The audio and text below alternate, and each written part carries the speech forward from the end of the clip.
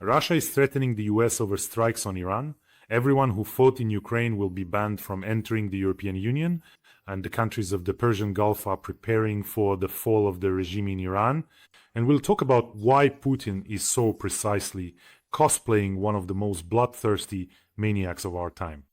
He repeats his phrases word for word with frightening accuracy. This is not only in today's issue. If this is your first time on this channel, be sure to subscribe so you don't miss future episodes. Let's figure this out. So yesterday at the St.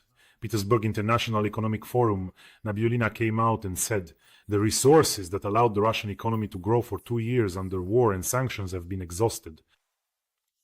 You'd think you'd get thrown straight into a holding cell for words like that. After all, sanctions are supposed to only make Russia stronger. Or am I missing something? By the way, have you noticed that lately no one is saying that sanctions are actually benefiting Russia? Except for one hyaluronic grandpa. By the way, this is a very, very triggering question for the followers of Putin's regime. If you were to ask them on the street, how would you feel about an elderly man from the neighboring apartment who, in his 70s, suddenly started injecting himself with hyaluronic acid in pursuit of youth? I don't think the reactions would be positive. People don't really approve of that, but a bit later I'll tell you about a recent street poll in Russia, and you'll understand why Putin is allowed to do anything, absolutely anything, just literally anything. Even if tomorrow, live on air, he were to do something to innocent Russian children, it would still be fine, everyone would just applaud. This poll will make it clear why. So if this maniac were just sitting at home or on a bench somewhere waving his cane, I don't know, calling everyone drug addicts and prostitutes, that would be one thing. But he started a war in the center of Europe with thousands of innocent victims. And the whole world, instead of swatting this moth, at least with an economic fly's water, is being cautious with him.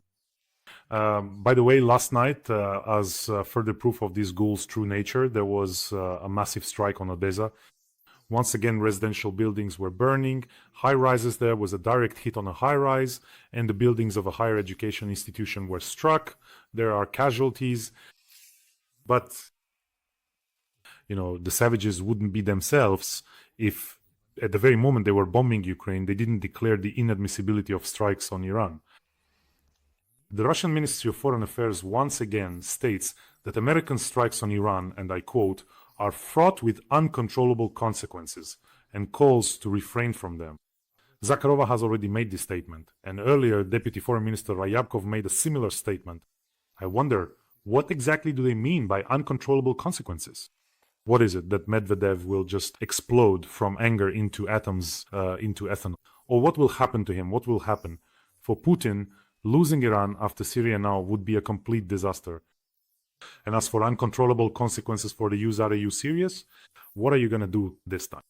The only thing you're capable of, and even that just looks like petty mischief, And even that isn't against the US, but against the NATO bloc as a whole, damaging cables somewhere on the bottom of the Baltic Sea or setting fire to some warehouse in Europe. That's all Russia is capable of. By the way, there was some great news yesterday about the elimination of yet another traitor in Berdyansk. The GUR reported about this, and today here's the news. Participants in the war in Ukraine will not be able to enter the Schengen zone, not only now but even after the war. This decision was approved by the interior ministers of the Baltic countries, Scandinavia and Poland at a meeting in Tallinn. I know who will be against it. I know right away. Well, it's an absolutely correct decision. The only thing is, not just those who fought, but also anyone who served in the Russian army, all the prosecutors, they should be included too, and the tax officials. Well, in general, it feels like only those who simply want to leave Russia should be allowed in, or those seeking political asylum and the rest all the others, so to speak, should love Putin in their homeland. And I repeat, I make a distinction between those who do not support the Putin regime, those who help the armed forces of Ukraine, I mean Russians, those who are fighting for Ukraine. I'm talking about both the RDK and the Legion right now. I always say this, that I make this distinction. There are those who truly help Ukraine. So in general, it is assumed that this ban on entry into the Schengen zone for this category of Russian citizens will remain even after the war. The logic is correct. and understandable. That is, those who gave orders, supplied, fought, they should become outcasts for civilized countries. Although I would actually let them in and then right there hand them over to Ukraine as war criminals. And also for those who like to issue visas for all sorts of Russian fans of the Putin regime, it should be strictly forbidden to do so. Right now, I'm talking about the two pterodactyls of the world, primarily Orban and secondly Fico. And overall, it's a political signal to the Kremlin that even after the war, the doors will not open. Once again, I'm convinced that those who border the Russian Federation, those who are neighbors, understand this threat better than anyone else. That's why I always express my deep gratitude to Lithuania, Latvia, Estonia, Poland, and Finland. You all understand perfectly. It's clear that most of these ghouls fighting in Ukraine won't end up in normal countries after the war anyway.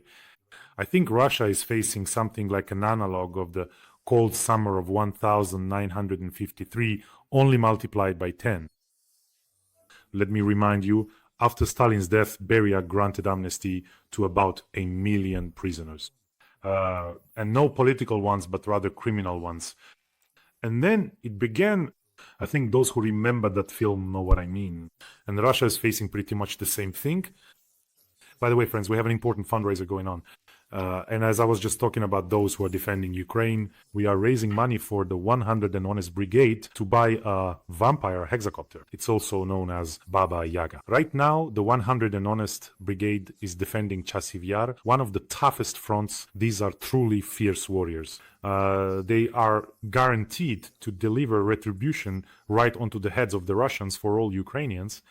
Believe me, with this vampire, the warriors of the 100 and Honest Brigade would be handing out more than a few tickets to you-know-whose concert for those savage subhumans. The link to the fundraiser is in the description of this video. I ask you to support it.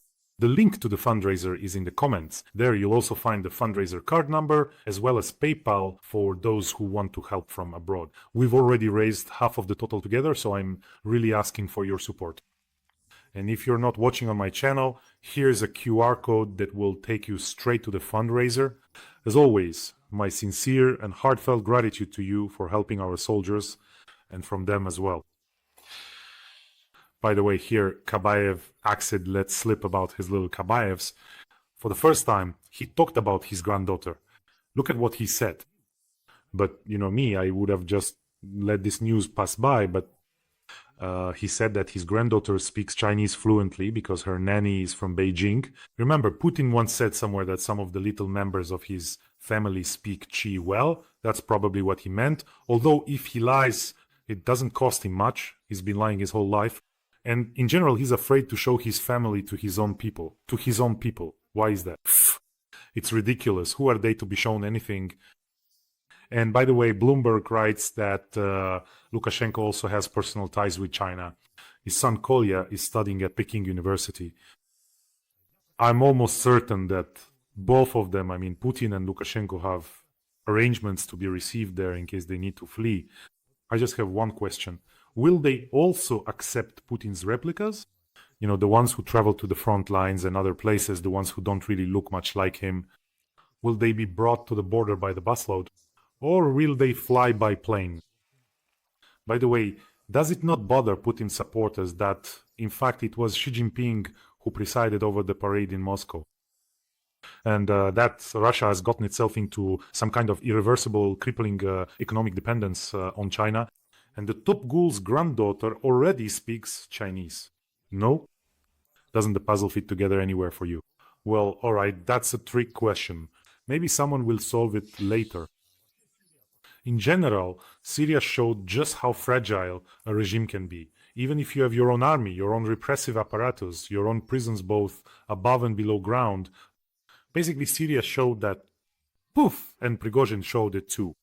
Today I specifically rewatched that address by Putin when Prigozhin was marching on Moscow. You could see how shaken Putin was, how scared he looked. And then there's North Korea. You see how things are happening here. North Korea will send thousands of its citizens to Russia to manufacture Shaheds. That's what Japanese media are reporting. Soon, Kim Jong-un will be the only friend Putin has left, and the rest will be sitting somewhere in the Moscow suburbs. But actually, these thousands of North Korean specialists who will be trained, they'll go back there and start churning out everything for storage or for the Russians. And let me remind you, yes, they need internal components, because we've discussed many times that the Russian Geran or Shahed or the Chinese Potsolnuk, people call it different things now, since it's still unclear exactly what's inside, what kind of foreign mishmash makes up its components, how much of it is Chinese, how much is Iranian, although I think there might hardly be anything Iranian left in it anymore. So everything they managed to stockpile, I'd like to remind our European colleagues that all these drones, this entire stockpile, could potentially be used against them. That's why just a few hundred missiles could wipe out this entire drone production in the Russian Federation. Simply to zero. What production lines are there now? What Iranian specialists, what templates, what lines are they supposed to be setting up? Iran has other things to worry about right now. By the way, friends, don't forget to subscribe to this channel. It's important. If you're not subscribed yet, or if you're watching me on another channel, not my own, the Boris Tizengausen author channel, then search for my channel and subscribe. Yesterday I came across some Russians discussing how the war was necessary.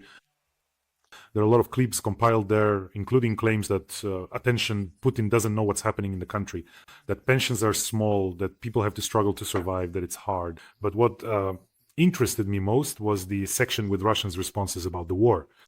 So the main argument, of course, is about 8 years of bombing Donbas. I've said it many times already. It feels like this idea has just been hardwired into their subconscious.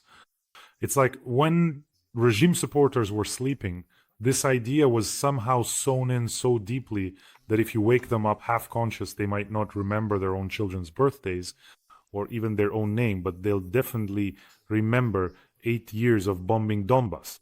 So it turns out that for 2 decades, no one was bombing Donbas. It was only when Strelkov showed up with degenerates like Motorola and the rest that the bombing started immediately. That's the pattern. Wherever Russia arrives, the bombing begins. I always suggest conducting an experiment. There are people in Donbas who were waiting for Putin, who really wanted Russian passports, who wanted to live in Russia. Those are the ones who scream about 8 years of bombing Donbas. Ask these very people from Donbas, who was actually bombing Donbas for 8 years, and ask them how life was under the terrible, terrible Ukraine and how it is now under Russian occupation. Ask them. There will be many revelations if they suddenly open up, because as a rule, those who talk about the 8 years have nothing to do with Donbas. I have never once seen a comment like, why did you bomb us in Donbas for 8 years? Not once from someone who actually lives there. I don't think you've seen any either. And regarding Russians who say there was simply no other option, that they were forced to start the war, I've recently come across testimonies from Germans, archival ones, who spoke about Hitler and that war, both before and after it. Oh, you're about to experience déjà vu? A letter from a German civil servant from Leipzig, September 1939. I think Poland had long been planning to attack us. We're surrounded. If we hadn't started now, it would have been too late. The Führer saved us, just like last time. Impressive, right? From a post-war interview with a former Wehrmacht soldier, from the archive Voices from the Third Reich, there's a whole archive like that. We were convinced that the Poles were preparing to attack. That's what was said on the radio all over Germany. Many believed that we beat them to it, and that was the right thing to do. Well, as for the radio broadcast, that is, Hitler now will move on to some rather frighteningly precise parallels between what Hitler once said and what Putin is saying now. Hitler's radio address. Since 1919, 1.5 million Germans have been subjected to torture in Poland. I gave the Poles a final chance they refused. The German Reich can no longer remain a silent observer while Germans are being humiliated. There it is, 8 years, right? Well, from the diary of a German accountant, this is October 1939, I don't want war, but if it means protecting our people in Danzig substitute, Donbass, it will be so. We didn't start this without a reason, did we? What do you think? In general, Hitler's Germany justified its aggression everywhere through two basic narratives. We are being provoked, we are forced to attack, and we are not aggressors, we are liberating the oppressed. Sounds familiar, doesn't it? It really feels like Putin, who loves to talk about history always in a very selective way, has studied in detail and carefully the path and methods of his predecessor. I'm talking about Hitler here. This Hitler wannabe decided to repeat the path, but without dying in a bunker at the end. But something went wrong. I think he'll end up having to repeat the entire script. So I compared some of the statements from both of them, Putin and Hitler. It turned out to be very enlightening. I don't know, maybe Russians probably turn it off when they start hearing things like this. I mean, not all Russians, but those who are regime loyalists. So look, Hitler, in September 1939, Germans in Poland are suffering, especially in Danzig and Silesia. Putin, Russians are being oppressed in Donbass, in Crimea, in Odessa. So Odessa, the city, he bombed last night, apparently. According to him, Russians are being oppressed there.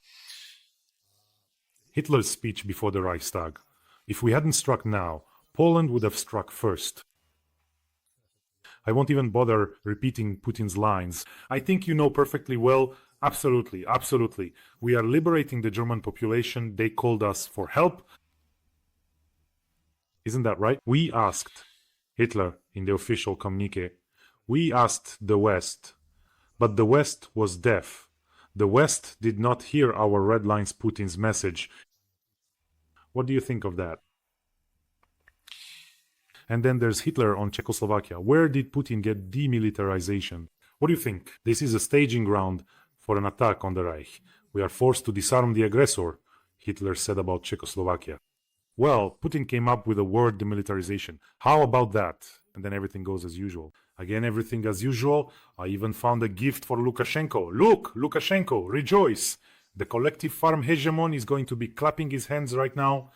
So, in 1939, Goebbels was saying, we have indisputable maps showing the movement of Polish troops toward our border.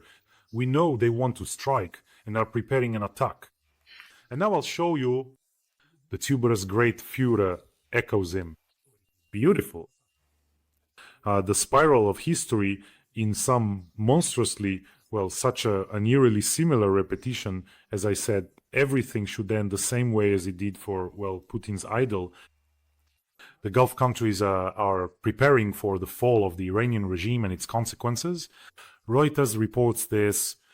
You see, from no one will scare us. We'll bomb everyone now. We'll show everyone. We'll build a nuclear bomb. We'll bomb Israel too. The Gulf countries are preparing for this scenario. This means that no one wants an uncontrolled situation, and no one wants, so to speak, a nuclear or semi-nuclear country with a population of 90 million, probably less, no one, with a huge number of refugees. And, basically with all the negative consequences. That's why they want everything to be somehow kept under control. Israel, of course, is in favor of dismantling the Ayatollah's regime, and ideally, the rise of some sort of secular, relatively pro-Western government that won't export terror, that won't support Hamas, Hezbollah, or those crazy Houthis who are wreaking havoc on shipping, in other words, a government that won't be involved in any of that. But the question is, how can this be done painlessly and in a controlled manner? Because even if something happens to the current Ayatollah, someone even more radical and fanatical might take his place and accelerate the development of nuclear weapons. That's why there is hope for internal protest, and protest sentiment in Iran is very strong, very strong. And when people took to the streets in protest, when a girl was beaten to death for wearing the wrong clothes, for this police lawlessness, a huge number of people came out. I think even more will come out now, because recently there was a program where I gave examples of how in different countries the clergy eventually mismanaged things. That is, in the end, they are engaged in their own enrichment. The very things they accused the Shah of, whom they overthrew, saying he was living in luxury, throwing lavish parties now. They themselves live in huge houses with millions and millions of dollars in their accounts, and they feel perfectly fine about it. So, but look at what's happening across the big and beautiful ocean, as Donald Trump puts it. Trump will make a decision on military action against Iran within 2 weeks, the White House tells us. And recently, Trump made a statement that honestly surprised me. For the first time in a long while, I heard such a sincere, crystal clear truth from Donald Trump. Trump said, "They have no idea what's going on in my head," said Trump. He said this in response to reports in the American press claiming that he had already decided to strike Iran. So you see 2 weeks, let's say 2 or 3 weeks, and then we'll see maybe things will just work themselves out and so on. But the Kremlin got very nervous. Moreover, they started talking about eliminating the leader, Supreme Ayatollah Khomeini. And Peskov came out and said that killing the country's supreme leader would open Pandora's box. Russia will react very negatively if Ayatollah Ali Khomeini is killed. And I think maybe he's already somewhere in the Moscow suburbs. There was news recently that negotiations for evacuation are already underway. And in this case, there's even more to take out than from Syria. Everything acquired through backbreaking labor will have to be evacuated. By the way, how is Assad doing in the Moscow suburbs? Is he settling in? Well, it's honestly just, amazing gathering a collection of all these ousted rulers. Do you know why they try not to show these guests from the Moscow suburbs? Because, well, or at least they try to talk about them as little as possible. Because every mention of Yanukovych or Assad is a reminder of yet another international failure of Putin. They are the physical proof of his so-called geopolitical genius, in quotes. In other words, they are, how should I put this? They are anti-trophies. That's it. If a trophy is given for something successful, then an anti-trophy like Assad is for the failure in Syria. Here you go, Putin. Yanukovych is for having squandered everything in Ukraine and for trying to push his idiotic agenda.